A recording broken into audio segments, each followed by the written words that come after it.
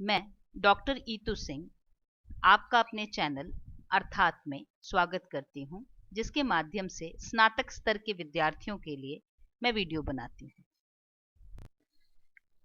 आज हम सुप्रसिद्ध कवि आलोचक टी.एस. इलियट के दो महत्वपूर्ण सिद्धांतों की चर्चा करेंगे। टी.एस. इलियट का पूरा नाम थॉमस स्टर्न्स इलियट था। ये विख्यात कवि, नाटककार और आंग्ल अमेरिकी नई आलोचना के जनक माने जाते हैं। इनका जन्म 26 सितंबर 1888 को सेंट लुई, अमेरिका के एक प्रतिष्ठित परिवार में हुआ था। 4 जनवरी 1965 को इनकी मृत्यु लंदन में हुई थी। 1910 में हार्वर्ड विश्वविद्यालय से आपने एमए किया और आपके गुरुओं में प्रसिद्ध मानवतावादी आलोचक इरविन बैबिट और सौंदर्य शास्त्री जॉर्ज संतायना का नाम आता है। इनके विचारों पर इन दो शिक्षकों का बहुत ही गहरा प्रभाव था। इलियट ने अपना कार्य जीवन लड़कों के स्कूल में अध्यापन से आरंभ किया। बाद में लॉयड्स बैंक में कई वर्ष तक क्लर्की की और अंततः सन 1917 से पूर्णतः लेखन और संपादन तथा प्रकाशन पर भी निर्भर रहे। इन्होंने संस्कृत और पाली का भी गहन अध्ययन किया था। 1915 में ये लंदन पहुंचे और हमेशा के लिए वहीं बस गए। 1925 में प्रसिद्ध प्रकाशन संस्थान या बहुत ही विश्व प्रसिद्ध प्रकाशन संस्थान है फेबर एंड फेबर के निर्देशक बने, जहां से ये पहले तो ब्रिटिश साहित्यिक पत्रिका ईगोइस्ट के सहकारी संपादक रहे और बाद में 1922 में द क्राइटेरियन नामक त्रैमासिक पत्रिका का संपादन भी शुरू किया।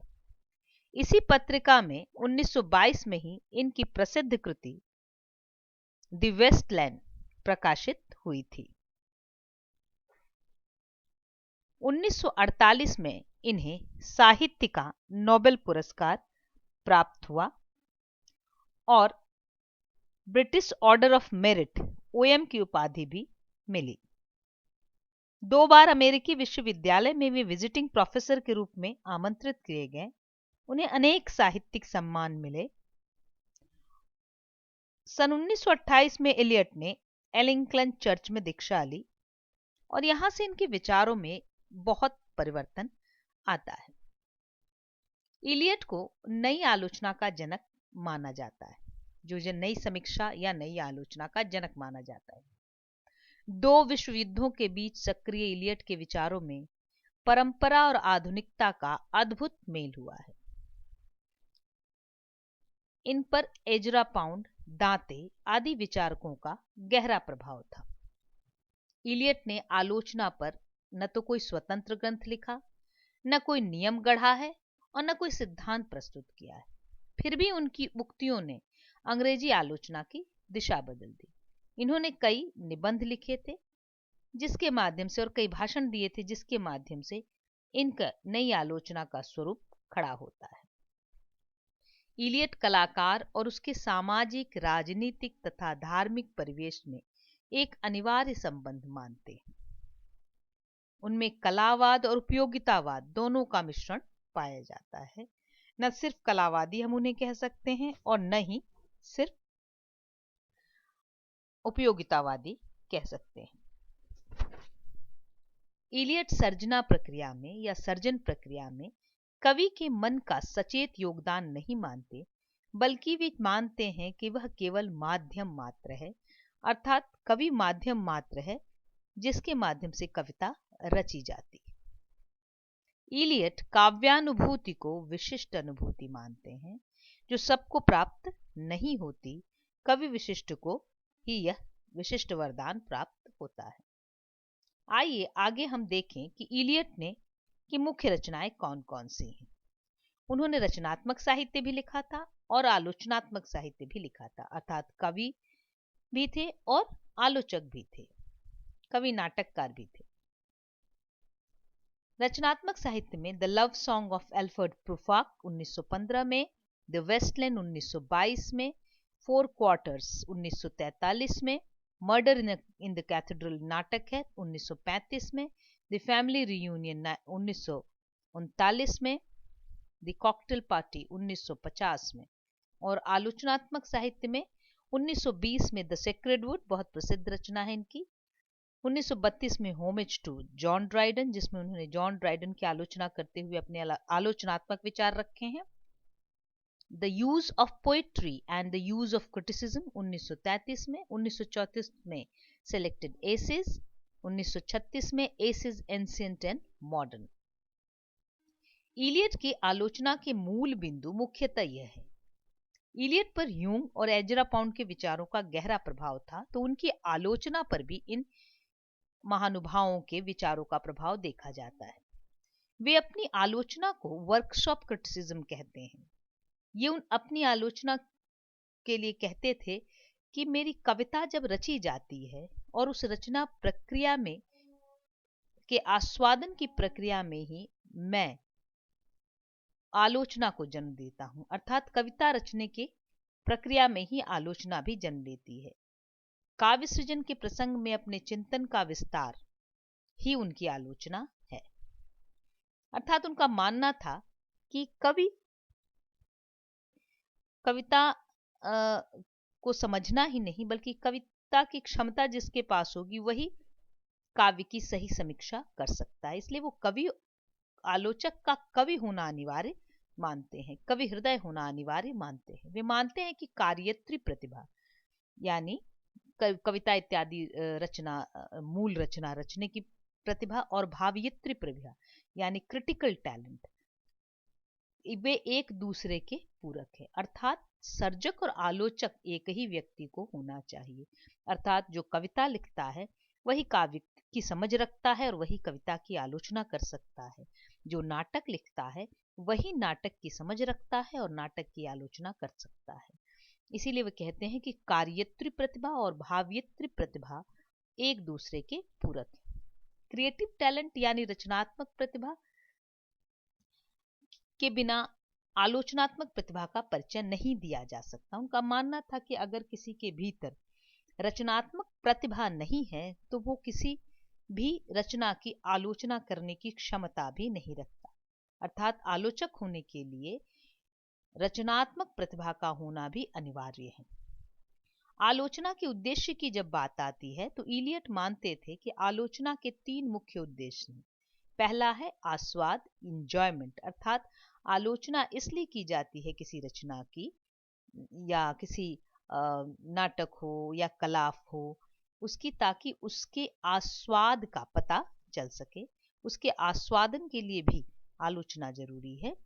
दूसरी आलोचना का दूसरा उद्देश्य है कि आलोचना के माध्यम से हम किसी रचना विशेष को समझते हैं, उसका बोध हमें होता है, यानी दूसरा उद्देश्य आलोचना का है अंडरस्टैंडिंग। और तीसरा है अप्रिसिएशन या मूल्यांकन, अर्थात कोई रचना कहाँ ठहरती है, उसकी विशिष्टता क्या है, इसके लिए भी आलोचना की आवश्यकता है। अर्थात आलोचना किसी भी पाठक को किसी रचना के आस्वाद, उसके बोध और उसके मूल्यांकन तीनों के लिए की क्षमता उसमें पैदा करती है।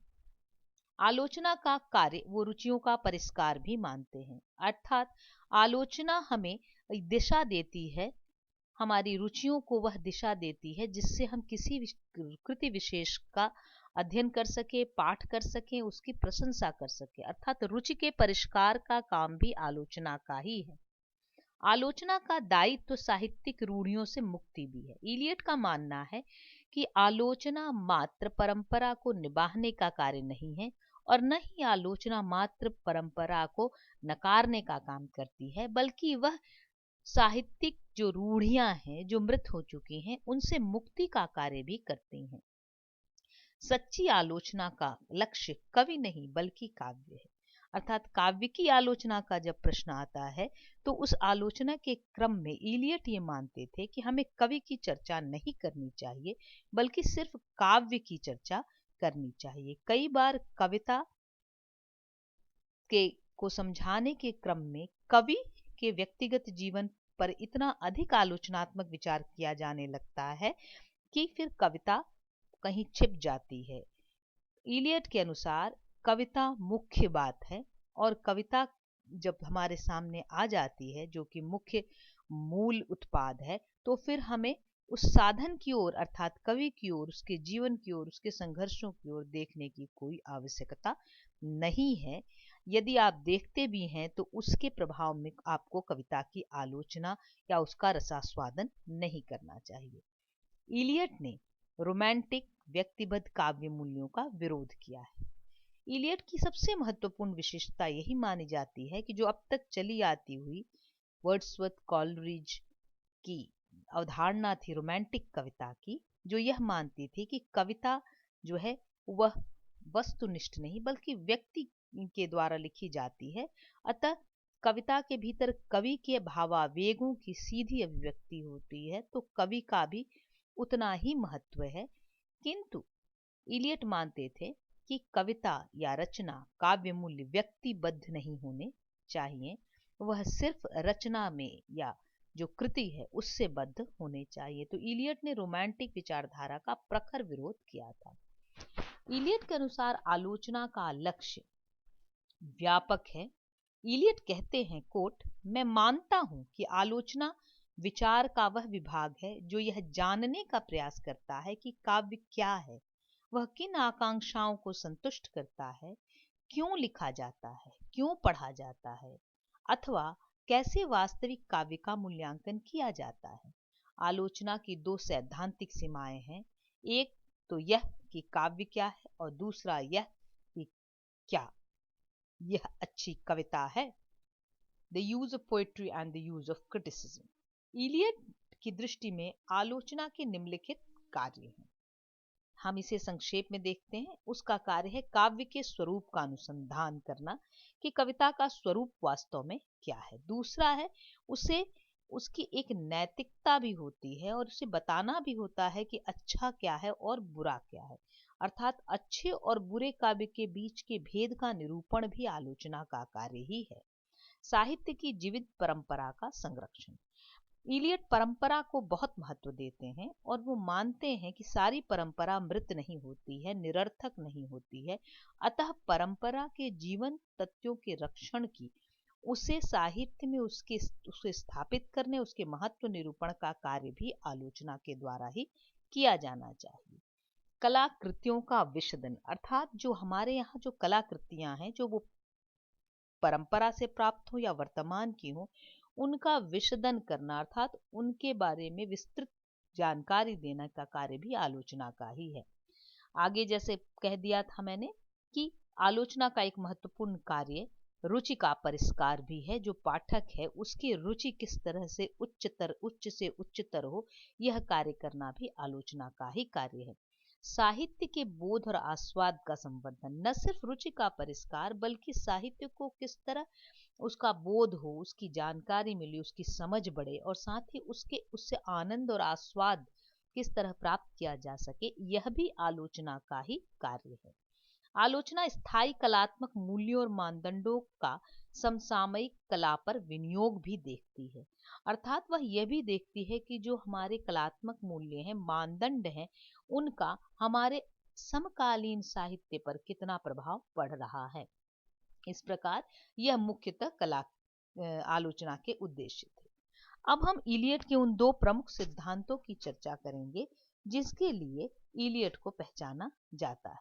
वह है परंपरा और व्यक्तिगत प्रतिभा और निर्वैयक्तिकता का सिद्धांत।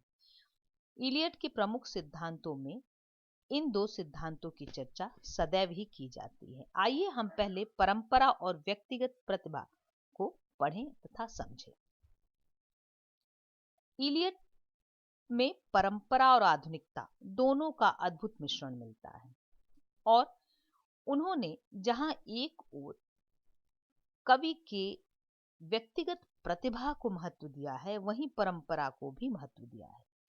इस बात को विशेष रूप से जानने की जरूरत है कि ठीक इलियट के पहले शास्त्रवाद का विरोध होने लगा था और रोमांटिसिज्म के कवियों ने कवि की व्यक्तिगत प्रतिभा को काव्य के और आलोचना के केंद्र में लाकर खड़ा कर दिया था। वहीं इलियट ने इसका विरोध करते हुए वो स्वयं को शास्त्रवादी घोषित करते हैं और कहते हैं कि मैं शास्त्रवादी हूं। क्योंकि जो क्लासिक या जो परंपरा, जीवंत परंपरा का ज्ञान है, उसके बिना कोई रचना रची ही नहीं जा सकती है। उनकी इन विचारों का जो प्रस्फुटन है, उनके एक प्रसिद्ध लेख है traditions and the individual talent, जिसका हिंदी में जिसका अनुवाद अज्ञेय ने किया था, परंपरा और रूढ़ी और परंपरा के नाम से। यह लेख उनके आलोचना सिद्धांत का मुख्य आधार बना, जिसमें वो बहुत विस्तार से बताते हैं कि हमारे कविता में, वर्तमान में लिखी जाने वाली कविता पर परंपरा का किस तरह का प्रभाव पड़ता है और पड़ना चाहिए। इस निबंध के पूर्वार्ध में परंपरा और व्यक्तिगत प्रज्ञा तथा उत्तरार्ध में निर्व्यक्तिकता के सिद्धांत की चर्चा है, जो दूसरा उनका प्रमुख सिद्धांत है। वे मानते हैं कि आलोचना एक अनिवार्य और नैसर्गिक क्रिया है। वो मानते हैं कि किसी भी रचना मौलिक रचना से कम आलोचना नहीं है और यह बहुत ही प्राकृतिक नैसर्गिक बात है कि किसी काव्य रचना के बाद उसके आस्वादन के लिए, उसके मूल्यांकन के लिए उसकी आलोचना की जाए। व्यक्तिगत प्रज्ञा परंपरा से असंबद्ध, निरपेक्ष या विच्छिन्न वस्तु नहीं है। अब से पूर्व परंपरा को व्यक्तिगत प्रतिभा का या व्यक्तिगत प्रज्ञा का शत्रु मान लिया गया था, या ये दो विपरीत चीजें मानी जाती थी कि जो परंपरावादी थे वो व्यक्तिगत प्रज्ञा या किसी कवि की व्यक्तिगत नवीनता का स्वागत नहीं करते थे, और जो बिल्कुल स्वच्छंदतावादी थे वो परंपरा का स्वागत नहीं करते थे। इसके ठीक विपरीत इलियट चाहते हैं कि इन दोनों का बराबर समावेश हो। वो मानते हैं कि किसी भी कवि की, किसी भी रचनाकार की, किसी भी कलाकार की व्यक्तिगत प्रज्ञा परंपरा से असंबद्ध नहीं हो सकती है, अर्थात परंपरा से उसे कुछ न कुछ लेना पड़ता है और उसके भीतर परंपरा उसके अनजाने ही बहती रहती है। वह परंपरा से निरपेक्ष भी नहीं हो सकता है, उससे विच्छिन्न भी नहीं हो सकता है। तो व्यक्तिगत जो प्रज्ञा है वो परंपरा से जुड़ी हुई चीज है। परंपरा से जुड़कर ही कवि अपनी व्यक्तिगत क्षमता को अधिक सफलता तथा रमणीयता से उजागर कर सकता है। इसका उदाहरण अगर हम देखें तो हम देख सकते हैं कि राम की कथा तो बहुत प्राचीन काल से हमारे यहाँ चली आ रही थी और उसका एक प्राचीन प्रमाण वाल्मीकि का रामायण है, लेकिन राम की कथा उसके बाद भी लिखी जाती रही और श्रेष्ठ से श्रेष्ठतर लिखी गई। तुलसीदास का रामचरितमानस हो या निराला का राम पर लिखा हुआ राम की शक्ति पूजा हो, इसमें परंपरा भी दिखाई देती है और व्यक्तिगत प्रतिभा भी दिखाई देती है। तो व्यक्तिगत प्रतिभा के बल पर वह रचना अपने आप को श्रेष्ठ भी ठहराती है और परंपरा से मिली हुई जो शक्ति है वह भी प्रदर्शित करती है। तो इन रचनाओं के माध्यम से, या अज्ञेय की रचना है, वहां भी देख सकते हैं जयशंकर प्रसाद की कामायनी है, इसमें परंपरा और व्यक्तिगत प्रतिभा का अद्भुत समन्वय हमें दिखाई देता है। तो इलियट की जो विचारधारा है ये बिल्कुल तार्किक है कि हम परंपरा से असंबद्ध या टूट कर विकास नहीं कर सकते हैं। इलियट की दृष्टि में परंपरा की व्यापक अर्थवत्ता है। परंपरा के प्रति आसक्ति का अर्थ अंधा अनुकरण नहीं है। इलियट परंपरा के महत्व को उजागर करते हैं, लेकिन साथ ही साथ यह भी कहते हैं कि जीवंत परंपरा का अनुकरण करना चाहिए, या जीवंत परंपराएं हमारे अनजाने ही हमारी क्रिया में, हमारे कार्य में और हमारी रचना में प्रविष्ट कर जाती है। लेकिन इसका अर्थ ये नहीं है कि वे अंध परंपरावादियों को का समर्थन करते हैं। वे परंपरा के प्रति आसक्ति या उसका अंधानुकरण का विरोध करते हैं, क्योंकि अंधानुकरण जैसे ही आप करते हैं या परंपरा के प्रति अति आसक्त जब आप होते हैं तो आप कुछ भी नया रचने की क्षमता नहीं रखते हैं। परंपरा विरासत में नहीं बल्कि कठोर परिश्रम से प्राप्त होती है। इलियट का स्पष्ट मानना है कि परंपरा कोई ऐसी वस्तु नहीं है जो स्वतः आपको प्राप्त हो जाए। परंपरा को प्राप्त करने के लिए भी संघर्ष करना पड़ता है, परिश्रम करना पड़ता है, क्योंकि आपको अपनी परंपरा का परिचय प्राप्त करने के लिए अध्ययन, मनन इत्यादि करना होता है। वे कहते हैं tradition is a matter of much wider significance, it can not be inherited and if you want you must obtain it by great labour. ये ऐसे ही नहीं प्राप्त हो जाती है विरासत में, बल्कि उसके लिए कवि को, रचनाकार को भाषा सीखनी पड़ती है, भाषा के जो शक्तियां हैं उससे परिचित होना पड़ता है, परंपरा से आती हुई कहानियों, कथाओं और विचारों, संस्कारों से गुजरना पड़ता है, उन्हें समझना पड़ता है, तब कहीं जाकर परंपरा का एकांश हमें प्राप्त होता है। तो परंपरा को बहुत आसानी से प्राप्त भी नहीं किया जा सकता है। परंपरा कोई मृत या अनुपयोगी वस्तु नहीं है। परंपरा को अब तो अविच्छिन्न प्रवाह है जो अतीत से लेकर वर्तमान और भविष्य तक प्रवाहित होती है। उसका विस्तार देश में और काल में भी है। तो कहते हैं कि परंपरा कोई बहुत छोटी सी वस्तु नहीं है जिससे हम पीछा छुड़ा सकते हैं, या कोई ऐसी वस्तु भी नहीं है जो अनुपयोगी है या मृत है। परंपरा एक नदी के प्रवाह की तरह निरंतर चलती रहती है। उसमें बदलाव आते हैं, उसकी दिशा बदलती है, लेकिन उसका प्रवाह कभी रुकता नहीं है। और बहुत ही स्पष्टतः वह मानते हैं कि परंपरा सिर्फ अतीत की वस्तु ही नहीं है, बल्कि उसका वर्तमान से भी संबंध होता है और भविष्य तक उसका प्रभाव दिखाई देता है। यह हम आगे देखेंगे किस तरह से। वो कहते हैं परंपरा का अर्थ है इतिहास बोध, अर्थात कोई भी रचनाकार तभी अच्छी रचना कर सकता है जब उसके भीतर इतिहास का बोध हो। कवि में भी उस इतिहास का बोध अवश्य ही होना चाहिए। इस इतिहास बोध के बिना कोई कवि महान रचना नहीं रच सकता। किसी कवि का मूल्यांकन अकेले संभव नहीं है। साम्य वैषम्य के लिए उसे दिवंगत कवियों के साथ रखना आवश्यक है। ये प्रसिद्ध उक्ति है उनकी। वो कहते हैं कि अगर हम किसी कवि का मूल्यांकन करते हैं तो उस मूल्यांकन में हमें उसे पिछले कवियों के साथ उसकी तुलना करनी ही पड़ती है। इसलिए वो कहते हैं no poet, no artist of any art has its complete meaning alone. His significance, his appreciation is the appreciation of his relation to the dead poets and artists. अर्थात वो महत्वपूर्ण है या नहीं, कितना महत्वपूर्ण है, ये जानने के लिए उस पिछली परंपरा के कवियों के साथ, रचनाकारों के साथ, कलाकारों के साथ उसकी तुलना स्वाभाविक रूप से करनी आवश्यक होती है यदि हम उसके महत्व का निरूपण करना चाहते हैं तो। यानी आलोचना में भी परंपरा को देखना अनिवार्य होता है, न सिर्फ काव्य रचना के लिए। अतीत वर्तमान से उसी तरह परिवर्तित होता है जैसे वर्तमान अतीत से नियंत्रित, निर्देशित होता है। अभी तक हम आमतौर पर यही कहते आते थे कि अतीत से वर्तमान प्रभावित होता है, भविष्य प्रभावित होता है। इलियट कहते हैं कि वर्तमान से भी अतीत प्रभावित होता है। यह किस तरह होता है, यह समझने की जरूरत है। वस्तुतः हम वर्तमान की विचारधारा को सामने रखकर, अपने मस्तिष्क में रखकर जब अतीत की रचनाओं का पाठ करते हैं तो हम पाते हैं कि हम उसका अर्थ बदल जाता है, उसकी महत्ता बदल जाती है, उसका मूल्यांकन अलग ढंग से होने लगता है।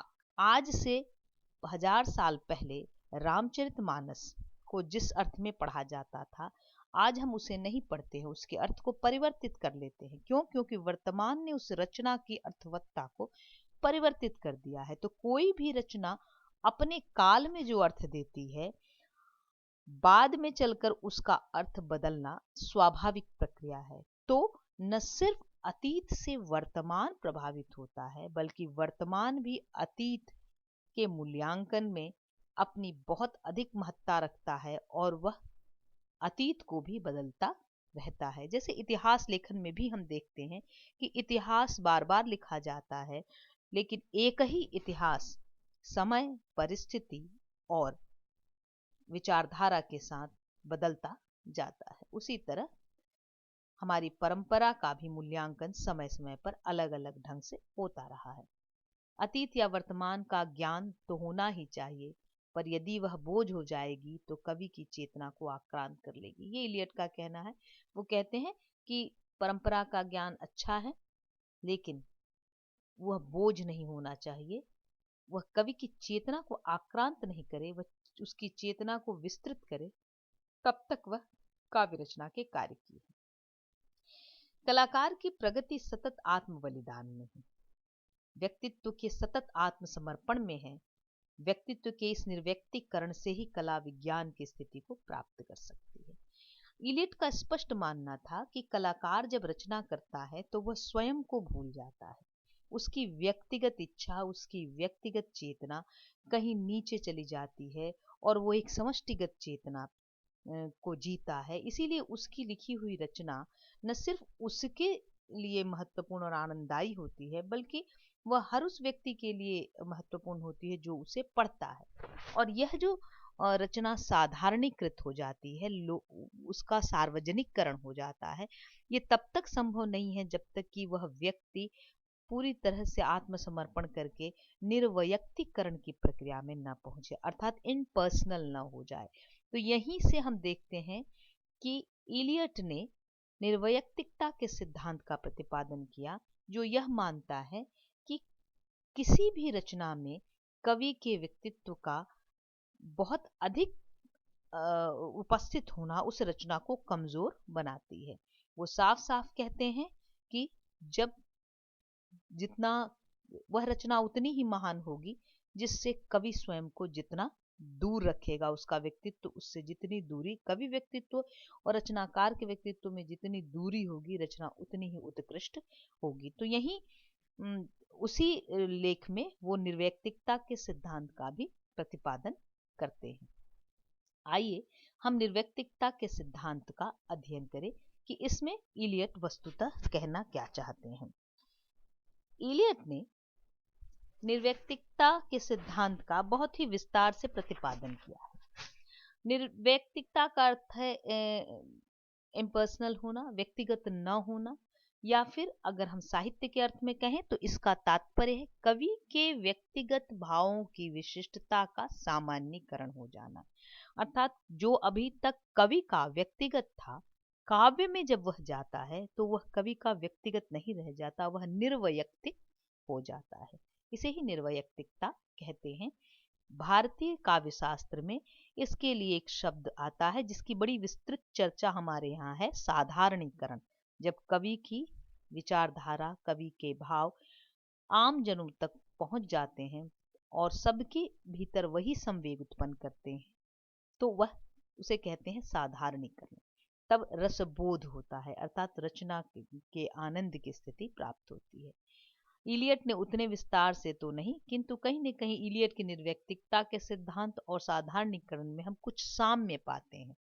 इलियट ने रोमांटिक कवियों के व्यक्तिवाद का विरोध करते हुए निर्वैयक्तिकता के सिद्धांत की स्थापना की, क्योंकि रोमांटिक कवियों ने व्यक्ति को कविता के केंद्र में, अर्थात कवि को कविता के केंद्र में रख दिया था और कविता को कवि के भावावेश में लिखी हुई, भावोच्छ्वास में लिखी हुई पंक्तियों को कविता कहा था। अर्थात कवि का भाव, कवि की व्यक्तिगत बातें ही कविता में उद्धृत होने लगी थी। लेकिन इसके ठीक विपरीत इलियट मानते हैं कि कवि का व्यक्तिगत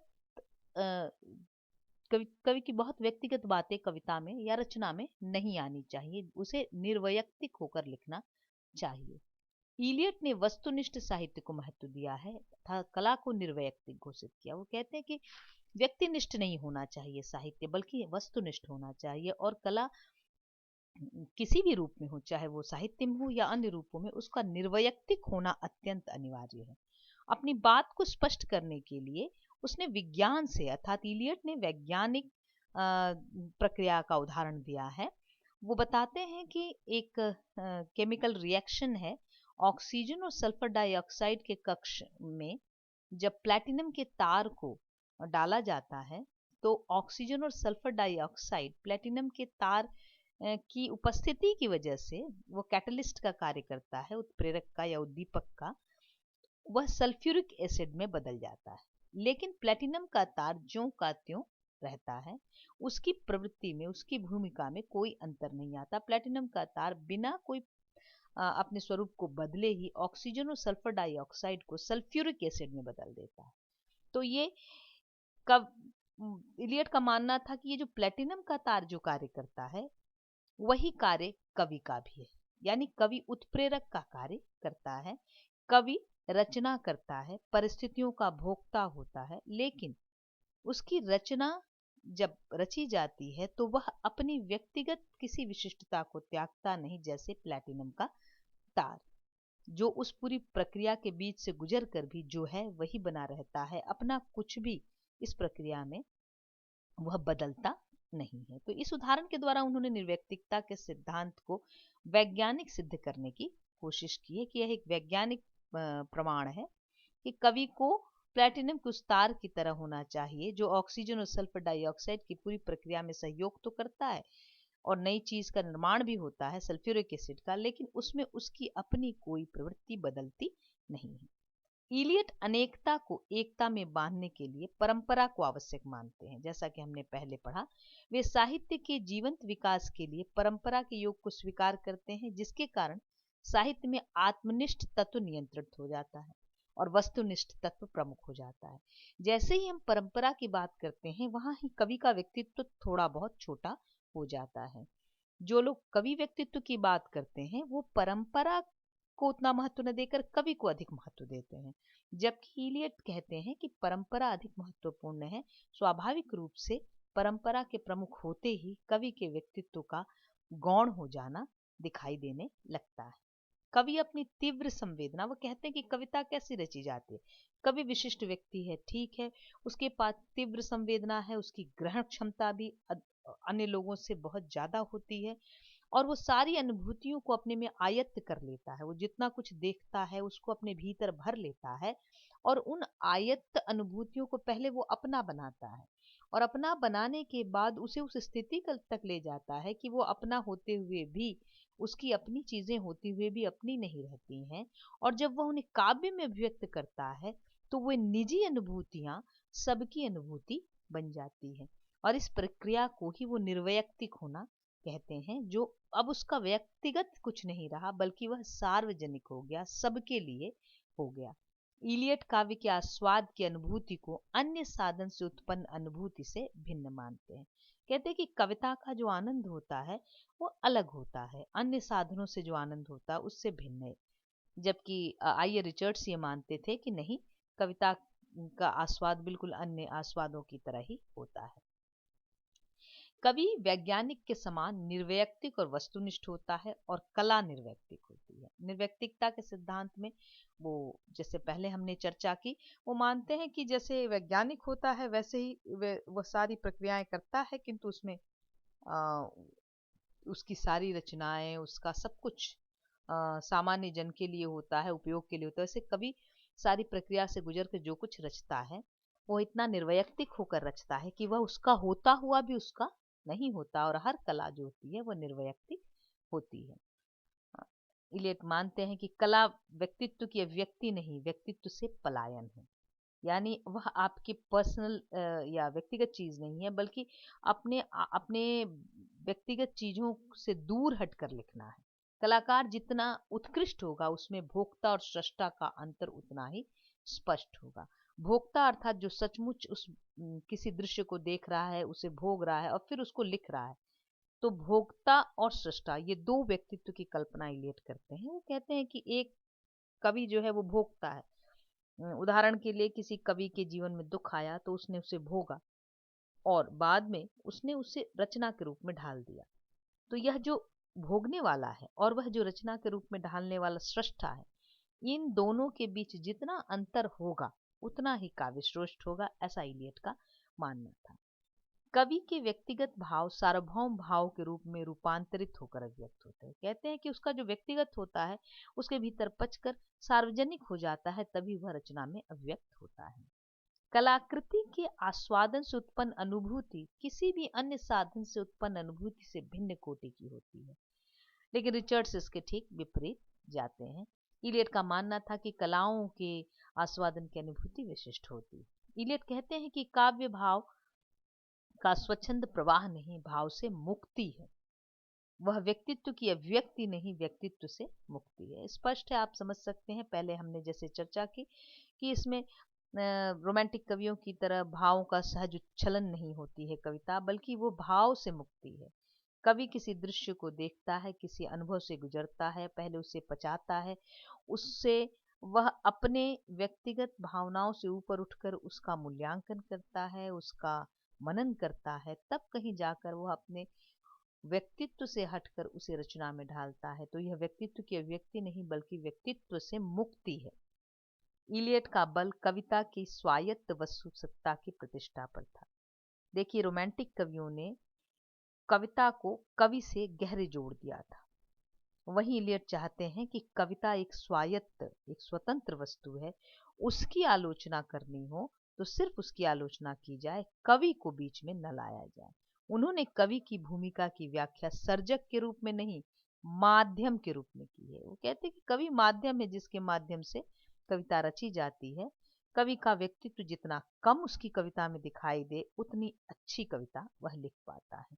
इलियट जब व्यक्तित्व से पलायन की बात करते हैं तो उनका लक्ष्य व्यक्ति तत्व का निषेध या तिरस्कार नहीं, बल्कि उसका निर्वैयक्तिकरण हो जाता है।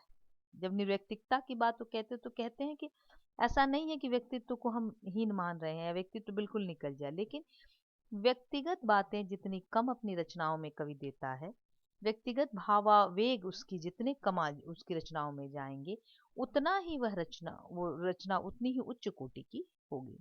निर्व्यक्तिकता की यह प्रक्रिया कला को विज्ञान की स्थिति के निकट पहुंचा देती है। कहते हैं कि इस तरह वह विज्ञान के पास पहुंच जाता है। जैसे विज्ञान भावावेग में लिखी हुई रचनाओं के लिए कोई तर्क नहीं है, लेकिन इस तरह से रचनाओं की पूरी प्रक्रिया को इलियट समझाने की कोशिश करते हैं कि वो एक साइंटिफिक ढंग से, एक वैज्ञानिक ढंग से इस पूरी प्रक्रिया को समझाने की कोशिश करते हैं और कहते हैं कि इस तरह से हम चाहें तो जैसे विज्ञान का हम विवेचन विश्लेषण कर सकते हैं, ठीक वैसे ही हम कला का भी विवेचन विश्लेषण कर सकते हैं। कविता को कवि से मुक्त एक निर्वैयक्तिक रचना के रूप में ग्रहण करने की मांग इलियट ने केवल सृष्टा कवि की दृष्टि से ही नहीं की, वे आलोचक से भी इस निर्वैयक्तिक भाव की अपेक्षा करते हैं। देखिए, इलियट न सिर्फ ये कहते हैं कि कवि को निर्वैयक्तिक होना चाहिए, कवि को अपने बहुत व्यक्तिगत, बहुत भावुक होकर रचना नहीं करनी चाहिए, बल्कि उन सारी घटनाओं से अलग हटकर, दूर अपने से अपने को दूर ले जाकर, अपने अनुभव से अपने को दूर ले जाकर रचना करनी चाहिए। वैसे ही दूसरी उनकी मांग ये होती है कि न सिर्फ कवि को, बल्कि जब कविता की जो आलोचना करते हैं उस आलोचक में भी निर्वैयक्तिकता का भाव होना चाहिए। अर्थात आलोचक भी भावावेग में बढ़कर किसी व्यक्तिगत आक्रोश में, किसी व्यक्तिगत पूर्वाग्रह से ग्रसित होकर आलोचना न करे, बल्कि अपने इस व्यक्तिगत पक्ष को बिल्कुल दूर हटकर निर्वैयक्तिक होकर उसी किसी रचना की आलोचना करनी चाहिए। तो इस तरह हम इलियट को हम पाते हैं कि वो जिस तरह कवि भी थे, आलोचक भी थे, और वो कवि के लिए ही नहीं निर्वैयक्तिकता की बात करते, बल्कि आलोचक के लिए भी निर्वैयक्तिकता की बात करते हैं। निष्कर्षतः हम कह सकते हैं कि इलियट आधुनिक युग के न केवल सर्वश्रेष्ठ कवि, नाटककार हैं, बल्कि आलोचक भी हैं। उनकी अधिकांश कृतियां आज की व्यवस्थाहीन विश्व व्यवस्था में व्यवस्था लाने के प्रयोजन से प्रेरित है। बहुत प्रसिद्ध उनकी रचना है जिसमें वो लगातार द्वितीय विश्व युद्ध से पीड़ित जग दुनिया की चिंता करते हैं, और वो बताते हैं कि कैसे जो संसार है वो दुख और पीड़ा को झेल रहा है, और उससे निकलने के लिए वो धर्म की राह भी तलाशते हैं। तो उनके यहाँ धार्मिकता भी आपको दिखाई देगी। वेस्टलैंड उनकी जो रचना है वो अपने आप में एक एपिक है, हम सभी जानते हैं। इनकी आलोचना मुख्यतः मूलतः सर्जनात्मक है, क्योंकि वो मूलतः सर्जक थे। स्वाभाविक है कि वो कवि थे और नाटककार थे, और उनकी आलोचना में भी उस सर्जनात्मकता का पक्ष हम देख पाते हैं। इलियट ने रोमांटिक व्यक्तिबद्ध काव्य मूल्यों का विरोध किया, जैसा कि हमने देखा। स्वाभाविक तौर पर उन्होंने प्रभाववादी समीक्षा का विरोध किया है, जिसमें सिर्फ प्रभाव की बात करें, बल्कि वो वैज्ञानिक ढंग से आलोचना को सामने रखना चाहते हैं। इलियट आलोचना का मूल प्रयोजन रुचि परिष्करण को मानते हैं। वो मानते हैं कि आलोचना का कार्य कवि की प्रशंसा करना, रचनाओं के भावावेग में बहना नहीं है, बल्कि पाठक के भीतर रुचि का विकास करना, उसका परिष्कार करना भी है। आलोचना रचना केंद्रित होनी चाहिए, रचनाकार केंद्रित नहीं। वे स्पष्ट मानते हैं कि रचना को केंद्र में रखकर ही बात की जानी चाहिए, रचनाकार को नहीं। वे स्वाभाविक है, वे प्रभाववादी समीक्षा का घोर विरोध करते हैं। वह प्रभाववादी समीक्षा जो रचनाकार को कविता के केंद्र में या आलोचना के केंद्र में रखती है। वे मानते हैं कि सच्ची आलोचना रचना केंद्रित होनी चाहिए, रचनाकार केंद्रित नहीं। साहित्य में पूर्ण मौलिकता जैसी कोई चीज नहीं होती है, क्योंकि उनका मानना था कि हम परंपरा से टूट नहीं सकते हैं। हमारे अनजाने भी परंपरा हमारे भीतर दिखाई देती है। परंपरा के प्रति आस्थावान रहकर ही व्यक्तिगत प्रज्ञा का विकास परिष्कार संभव है। तो जो इंडिविजुअल टैलेंट है उसके विकास के लिए भी कहीं न कहीं ट्रेडिशन की जरूरत पड़ती है।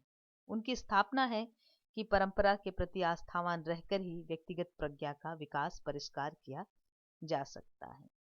इस प्रकार हम देखते हैं कि इलियट ने नई समीक्षा की जिस विशाल विचारधारा को खड़ा किया, वह अपने आप में अपनी आती हुई जो प्रभाववादी समीक्षा और स्वच्छंदतावादी विचारधारा थी उससे में बिल्कुल परिवर्तन लाती है और कविता, कवि की रचना प्रक्रिया, आलोचना सब पर नए ढंग से सोचने का, समझने का एक आधार हमें देती है।